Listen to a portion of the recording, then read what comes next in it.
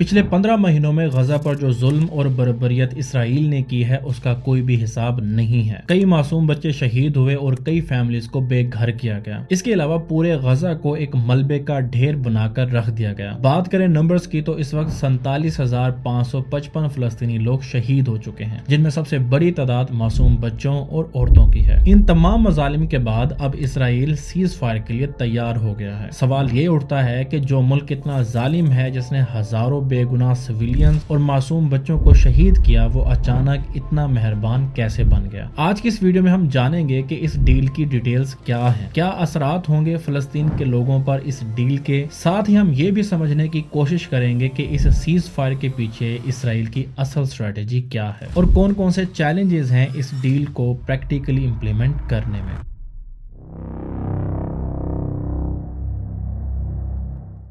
U S A, قطر اور مصر کی اتھارٹیز کافی ٹائم سے حماس اور اسرائیل کے درمیان نیگوسیشنز کے لیے کوشش کر رہے تھے۔ 15 جنوری 2025 قطر کے پرائم منسٹر محمد بن عبد الرحمن الثانی نے دوحہ میں یہ اناؤنسمنٹ کی کہ اسرائیل اور حماس کے درمیان ڈیل طے پا چکی ہے۔ اس کے بعد امریکی صدر جو بائیڈن نے بھی اس خبر کی تصدیق کی۔ اس ڈیل کی ٹوٹل 3 سٹیجز ہیں۔ پہلی سٹیج 19 جنوری کو شروع ہوئی اور یہ اگلے 6 ہفتوں تک جاری رہے گی۔ اس سٹیج میں 33 اسرائیلی قیدیوں کو حماس کی طرف سے رہا کیا جائے گا اور اس کے بدلے میں اسرائیل فلسطینی قیدیوں کو رہا کرے گا۔ 19 جنوری کو اس ڈیل کے پہلے ہی دن 3 اسرائیلی قیدیوں اور تقریباً 95 فلسطینی قیدیوں کو رہا کیا گیا۔ اس کے علاوہ سٹیج 1 میں اسرائیل اپنے فوجیوں کو غزہ سے نکالنے کا پروسیس بھی شروع کرے گا اور روزانہ 600 امدادی ٹرکس کو غزہ میں ایڈ سپلائی کرنے کی اجازت دی جائے گی۔ یاد رہے کہ غزہ کے لوگ 80% ہیومینٹیرین ایڈ کے اوپر ڈیپینڈنٹ ہیں۔ لوگوں کے پاس آلریڈی خوراک کی کمی ہے، ہاسپٹلز کراؤڈڈ ہیں اور اس کے علاوہ میڈیکل سپلائز کی شدید کمی ہے۔ تو اس ہیومینٹیرین ایڈ سے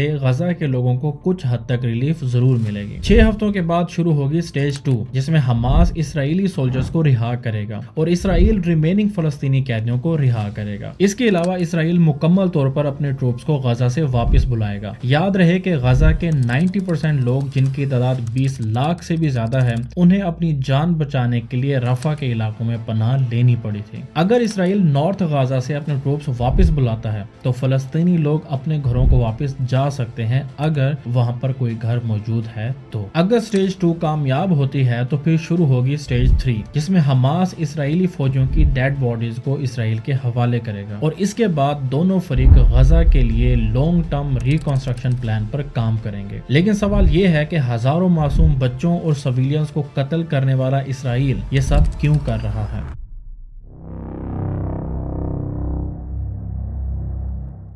دوستو، یہ حقیقت ہے کہ اسلامی جمہوریہ پاکستان میں اپنے فلسطین مسلمان بھائیوں کے لیے احتجاج کرنے والوں کے خلاف ہیوی کریک ڈاؤن کیا گیا، مگر دوستو دنیا بھر میں ایک ہائی لیول کے اوپر اس جینوسائیڈ کی مذمت کی گئی۔ اسرائیل کی ظالم پالیسیز کے خلاف دنیا بھر میں شدید ری ایکشن آیا۔ اسرائیل کی جینوسائیڈ کا بار بار ذکر کیا گیا اور دنیا بھر کے لوگوں میں، اسپیشلی یو ایس میں، لوگوں میں بڑھتی اسرائیل کے خلاف نفرت اس سیز فائر کی وجوہات میں سے ایک ہے۔ اس نیگوسیشن میں یو ایس اے، مصر اور قطر بھی انوالو ہوئے۔ اس کا مطلب یہ ہے کہ ریجن اور گلوبلی اسرائیل کے اوپر ڈپلومیٹک پریشر ہے۔ اس کے علاوہ دوستو جنگ ہوتی ہے پیسوں سے۔ اسرائیل اب تک $67 بلین اس جنگ میں لگا چکا ہے، جس کی وجہ سے اسرائیل کی اکانومی 21% تک گری ہے۔ 15 مہینوں کی اس جنگ میں اسرائیل فائنینشلی اور فزیکلی تھک چکا ہے۔ اس کے علاوہ دوستو اتنے ہائی لیول کے اوپر جینوسائیڈ اور میسیو ڈسٹرکشن کے باوجود اسرائیل فلسطینی لوگوں کی ول ٹو لیو فریلی کو کرش نہیں کر سکا۔ دوسری طرف دوستو اس بات کے بھی چانسز ہیں کہ یہ سیز فائر صرف ٹیمپریری ہو اور اسرائیل اس دوران اپنے آبجیکٹیوز کو کنسولیڈیٹ کرنے کی کوشش کر رہا ہو، جیسا کہ اپنے ہوسٹیجز کو رہا کروانا، اپنے سولجرز اور اکانومی کو تھوڑا ریلیف دینا، ویسٹ بینک میں لینڈ گریبنگ کرنا اور غزہ میں اپنا کنٹرول برقرار رکھنا، کیونکہ اسرائیل غزہ کے نارتھ اور ایسٹ سائڈ پر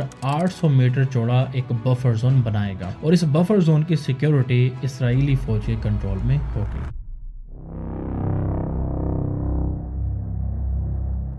دوستو اس سیز فائر میں ابھی بھی بہت بڑی رکاوٹیں موجود ہیں جس کی وجہ سے یہ ڈیل کبھی بھی ختم ہو سکتی ہے۔ ہرڈل نمبر 1، جنگ بندی کے بعد غزہ کا کنٹرول کس کے ہاتھ میں ہوگا؟ اسرائیل حماس کو غزہ کا کنٹرول نہیں دینا چاہتا اور دوسری طرف نہ ہی فلسطینی اتھارٹی کو قبول کرنے کے لیے تیار ہے۔ ہرڈل نمبر 2، اسرائیلی گورنمنٹ میں کئی لوگ سیز فائر کے اگینسٹ ہیں۔ اسرائیل کے فائنانس منسٹر سموٹرچ نے یہ کہا کہ اسرائیل کو جنگ جاری رکھنی چاہیے اور غزہ کا کنٹرول اپنے ہاتھوں میں لے لینا چاہیے، اور دوسری طرف اسرائیلی لوگ بھی اس سیز فائر کے خلاف احتجاج کر رہے ہیں۔ دوستو آپ کی کیا رائے ہے؟ کیا یہ سیز فائر لمبے عرصے کے لیے ہے یا صرف ٹیمپریری؟ اپنی قیمتی رائے کا اظہار کامنٹ باکس میں لازمی کیجیے گا۔ اپنا بہت سا خیال رکھیے گا، دعاؤں میں یاد رکھیے گا۔ اللہ حافظ۔